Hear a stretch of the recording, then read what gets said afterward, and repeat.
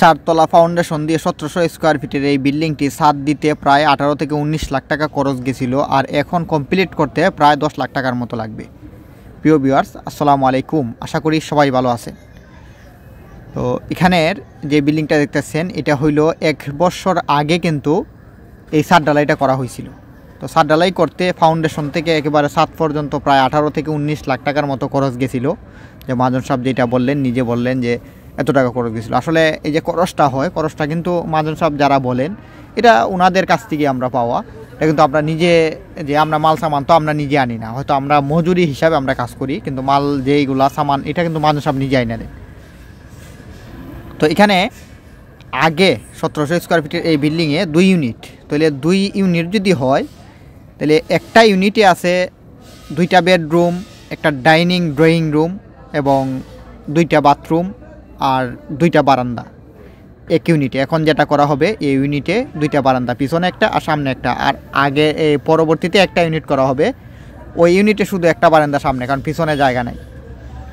তো এখানে এখন আপাতত যেই এক ইউনিট করা হবে এটা করতে 10 লাখ টাকার মতো খরচ হবে ফ্লোরের টাইলস সহ। তো এখন এটাতে একটু খরচটা বেশি হবে, কেন উপরে কিন্তু সিঁড়ি রুম করা হবে, সিঁড়ি রুম সহই কিন্তু একটা হিসাব করা হচ্ছে। তো এখানে অর্ধেক ইউনিট করতে প্রায় 8000 ইট আনা হয়েছিল। 8000 ইট লাগবে, যে আপনার উপরে সিঁড়ি রুম বা এই একটা ইউনিট শেষ করছে 8000 ইট লাগবে শুধু গাঁথনির জন্য।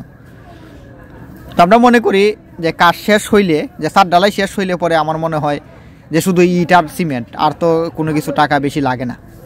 তো এখানে দেখেন ফিনিশিংয়ের কাজে কিন্তু খরচ বেশি হয়, আরও বেশি বলতে এখন দেখেন এটা এই ইউনিটটা করতে 10 লাখ টাকা লাগবে, আর যে ইউনিটটা থাকবে ওইটা করতে প্রায় 6 থেকে আরও 7 লাখ টাকার মতো লাগবে।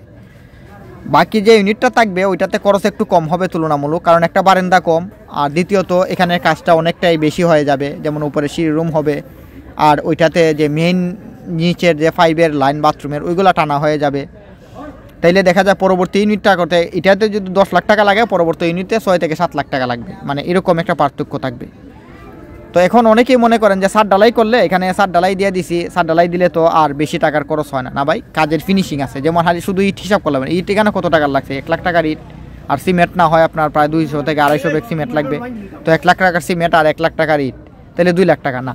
এখানে হিসাব আছে, মিস্ত্রির একটা হিসাব আছে, দরজা জানালা এটার একটা হিসাব আছে, বাথরুমের ফিটিং এটার একটা হিসাব আছে, ইলেকট্রিকের কাজ এটার একটা হিসাব আছে। মানে লাস্টের যে একটা ফিনিশিংয়ের কাজ ওইগুলোতে টাকা কম লাগে না ভাই। যখন দেখা যায় অনেক মাজন আছেন যে আমি ছাদ ঢালাই দিয়ে দিছি, আমি টের পাই নাই, যে আমার গায়েও বাজে নাই ছাদ ঢালাইয়ের হিসাবটা, কিন্তু পরবর্তীতে যখন ফিনিশিংয়ের কাজে আসেন দেখা যায় যে আস্তে আস্তে ওইটা লাগে, টাইলস লাগে, মানে সম্পূর্ণ এই যে একটা ইউনিট টাইলস করতে প্রায় তো আপনার ধরেন 800 স্কোয়ার ফিট হবে, 800 থেকে 900 স্কোয়ার ফিটের টাইলস করতে প্রায় 1 থেকে 1.5 লাখ টাকার মতো খরচ হয়ে যাবে। তারপর বাথরুম কিচেন তো লাগবেই। তো ধন্যবাদ সবাইকে, ভালো থাকবেন। আমাদের ভিডিওগুলো ভালো লাগলে অবশ্যই